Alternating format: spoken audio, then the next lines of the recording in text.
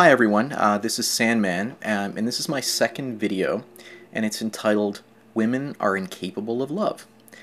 So today I'd like to talk to everyone about their favorite four-letter word, and the difference between how men and women experience love, and why I believe that most women are essentially incapable of love. But before I bring up why I believe women in general are incapable of loving men, I think it's important to define love from a male perspective. So what is love? My definition is that love is a chemically induced altruism triggering irrational behavior towards women in the minds of men. When a man falls in love with a woman, his reason and judgment become impaired by the quote-unquote happy hormones and chemicals released by the brain. And if those chemicals are powerful enough, men cease to think and act in their own self-interests.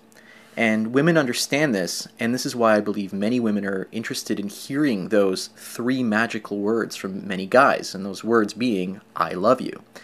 If women felt the same way that men do, then they wouldn't need the constant reminder from men, and things like flowers, letter writing, jewelry, and other small gestures of affection would be something that they wouldn't need. And these gestures seal in the minds of women that the man that they are with really loves them. If they experience love the same way that men do, then they don't need constant reminders of male affection. So maybe women that don't need these constant small gestures in their relationships have a better understanding of their own mental state or a better understanding of love in general. Maybe they're actually capable of experiencing love the same way as men. I don't really have enough knowledge to make that call. But in my own personal experience, these types of females make up a very small minority of the population. Now, I don't take religion very seriously, and effectively I'm an atheist.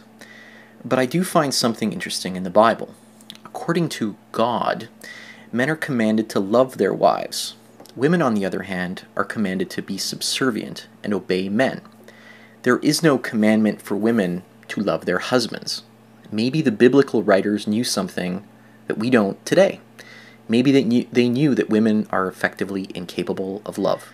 The story of Adam and Eve is also interesting if we reverse it. What if Adam had come to Eve and offered her the apple instead? Personally, I don't think Eve would have eaten it. Instead, she might have gone to God and said, Adam tried to get me to eat the forbidden fruit. How dare him?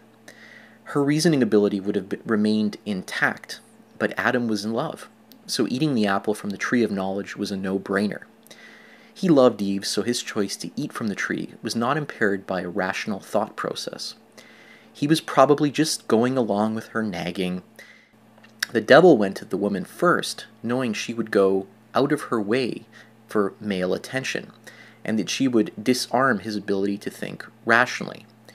Eve was like a Trojan horse, used to disarm his defenses and convince him to do something he wouldn't have otherwise done, if you believe such things. Today, women want men to buy them things because it goes against men's natural and rational self-interests to spend money on women. Once women are sure that the man is acting irrationally, hence in love, they know that he is under her spell and becomes easier to control, and then becomes the informal property of the woman. And the man becomes a slave to the pharmacy found in his own head. Evolution has made it this way, otherwise men would see that marriage and children are actually not in his own best interests, and thus there would be no procreation of the species, and we would all come to an end. Everything around us is created to perpetuate the illusion that women love men the same way that men love women. If this illusion was broadly exposed to be just that, an illusion, it is quite conceivable that women and human populations in general would fall. This is what we are seeing in Japan currently. Men are using their reason and rational thinking instead of flooding their bodies with love hormones. Thus, they are shunning the women in their own society. Today's pop culture writes women characters in film and television to behave and feel and act exactly like men. Oftentimes, male scriptwriters are writing the female characters the way they really want women to be in real life. And men are seeing this as a form of not only entertainment, but socialization. But in fact, this is just an illusion, And women are also being conditioned by pop culture to act more like men. They appear more fully empathetic and altruistic on film and television, and therefore women in real life are attempting to take on these same qualities. In general, women can leave their relationships more often and more easily emotionally than men. Love is so powerful in men that they are more likely to kill themselves when they lose their wives and access to their own children. Long after a man loses his sexual attraction for a wife, he continues to love her and the children. He holds firmly to the relationship at all cost in most cases. But the woman knows no love for him, so it becomes easier for her to leave. I believe the higher relationship dissatisfaction that women experience today has something to do with the fact that they can become more emotionally detached from their partners. If evolution made women love men the same way that men love women, then it would hurt reproduction. Women would not seek out the better, stronger mates and replace the ones that they are currently with because the current ones are incapable of providing for them and their children. They would stay with the partners they love and not look for the better ones. They would also spend too much time caring for offspring that they knew had no chance of surviving into adulthood. The types of loving and emotional women that most men want to marry these days are not widely available in the gene pool because they are the ones that have the least chance of surviving and passing on their genes down to future generations. It's the unloving, selfish, and opportunistic women that make up the majority of the gene pool. They have a better chance of passing down their genes, and on the other side, the men that easily fall in love act against their own self-interest have the greatest chance of replicating their genes and spreading their seed as widely as possible.